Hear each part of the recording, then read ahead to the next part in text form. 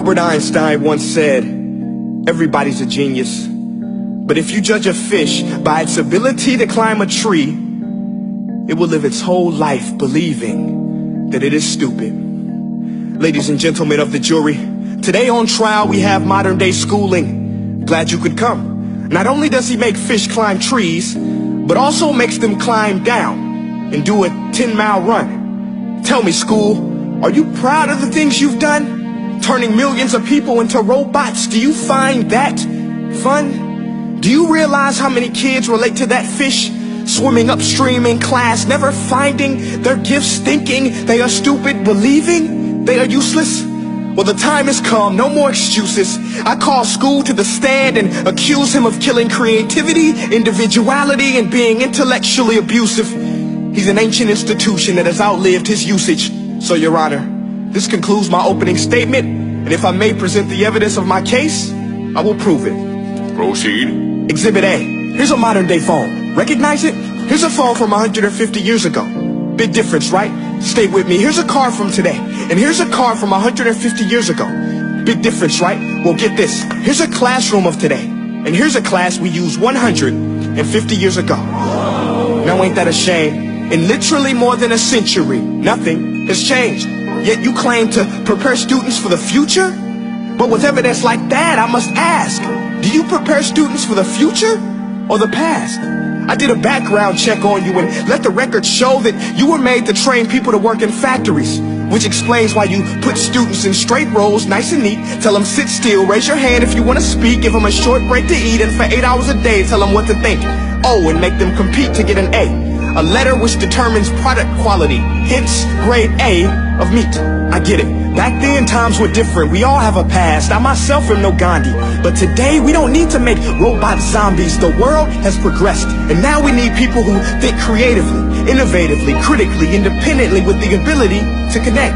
See, every scientist will tell you that no two brains are the same. And every parent with 2 or more children will confirm that claim.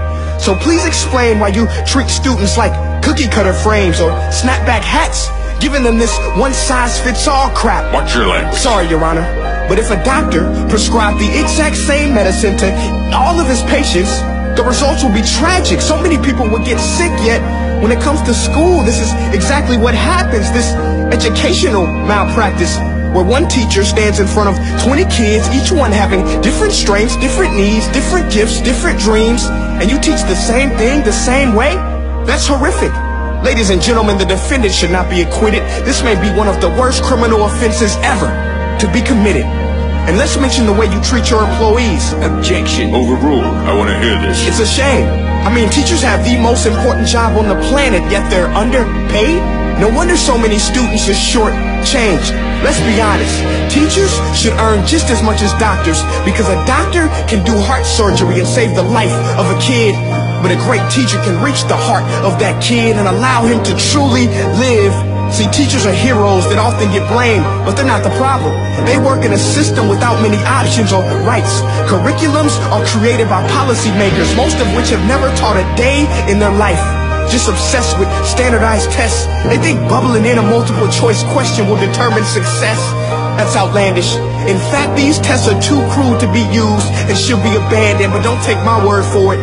Take Frederick J. Kelly, the man who invented standardized testing, who said, and I quote, "These tests are too crude to be used and should be abandoned." Ladies and gentlemen of the jury, if we continue down this road, the results will be lethal. I don't have much faith in school, but I do have faith in people. And if we can customize healthcare, cars, and Facebook pages, then it is our duty to do the same for education, to upgrade it, change it, do away with school spirit, because that's useless. Unless we're working to bring the spirit out of each and every student, that should be our task.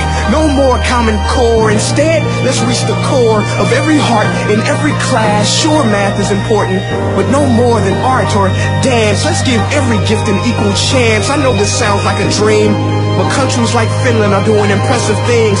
They have shorter school days. Teachers make a decent wage. Homework is non-existent, and they focus on collaboration instead of competition. But here's the kicker, boys and girls. Their educational system outperforms every other country in the world. Other places like Singapore are succeeding rapidly. Schools like Montessori, programs like Khan Academy, there is no single solution. But let's get moving, because while students may be 20% of our population, they are 100% of our future. So let's attend to their dreams, and there's no telling what we can achieve. This is a world in which I believe, a world where fish are no longer forced to climb trees.